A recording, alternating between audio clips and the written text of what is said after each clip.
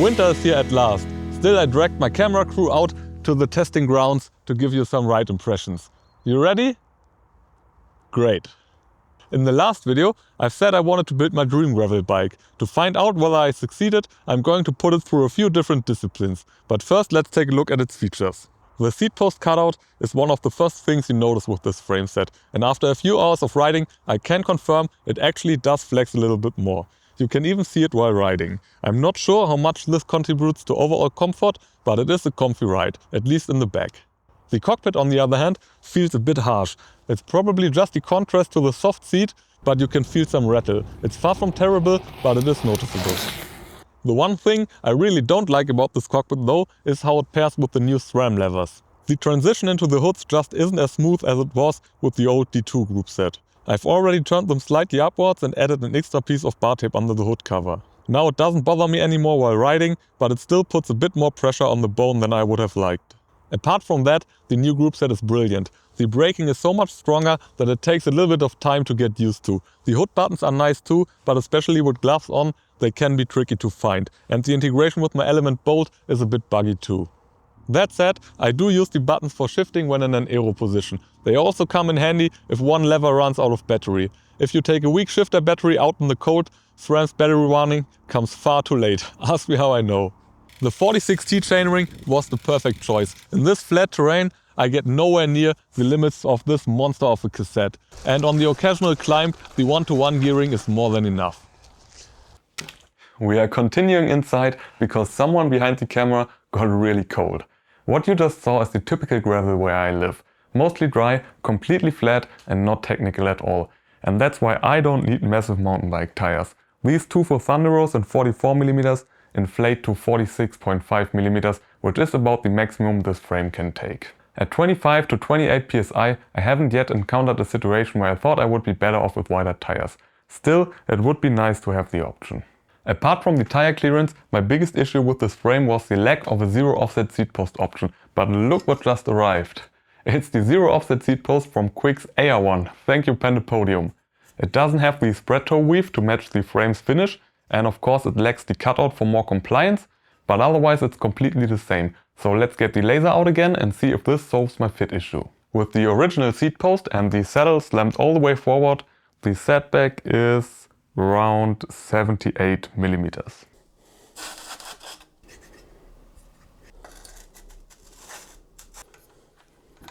With the new zero offset seat post, the setback is at 60mm.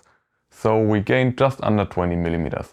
I don't need 60, I will try something in the low 70s so I can push the saddle back a little bit. I now have the perfect fit and my only real issue with the bike is solved. I do miss the look of the old one though, it really was something special.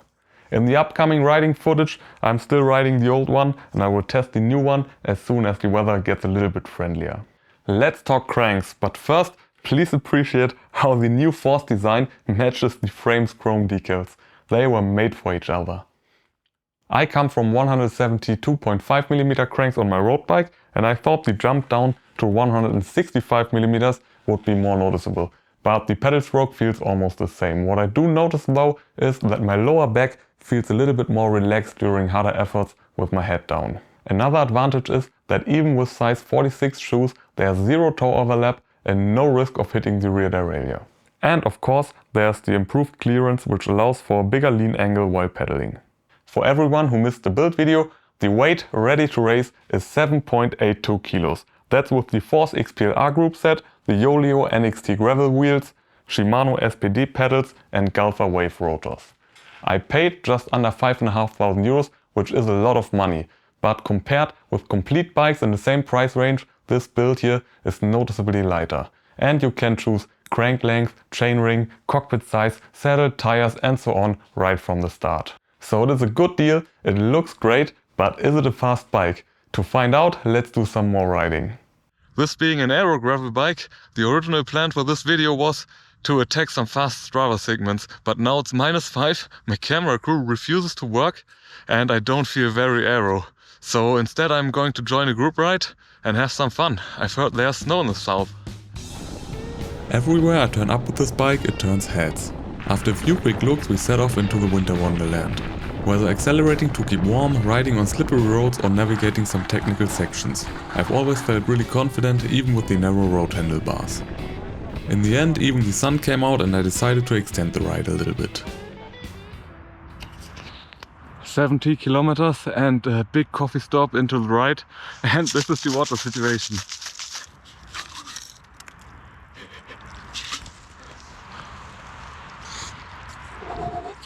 So far I'm a big fan of the short cranks, but the real important question remains, do they hurt my sprint? Because an efficient pedaling position is all nice, but what really matters is to produce big numbers for Strava. I'm now at the local crit circuit and I'm going to visualize how I won my first sprint here just a few months ago. Maybe that will channel some energy into my tired winter legs. Let's see what's possible with 10 kilos of clothing and winter shoes.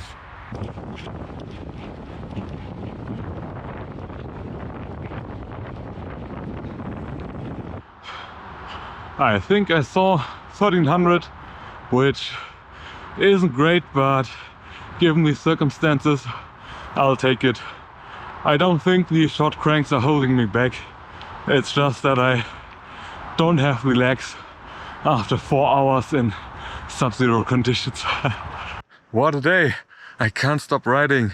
I'm now approaching 100 kilometers and this is such a fun machine. I could spend all day on it. It's so comfy and at the same time you just want to go fast on it. I'm loving it. But having fun and a good feeling doesn't prove that this is actually a fast bike. For that we need to be a little bit more scientific. So let's jump back a few days and take this thing up a hill. To test its climbing capabilities, I'm going to try and summit the highest mountain in the area. It stands at a towering height of 66 meters above the city. And off we go.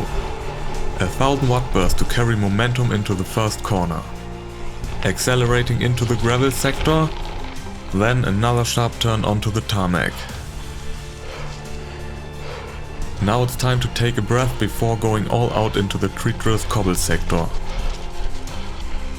Thank God the leaves are dry, no grip issues today. With the cobbles behind me, another sharp turn leads into the final sprint.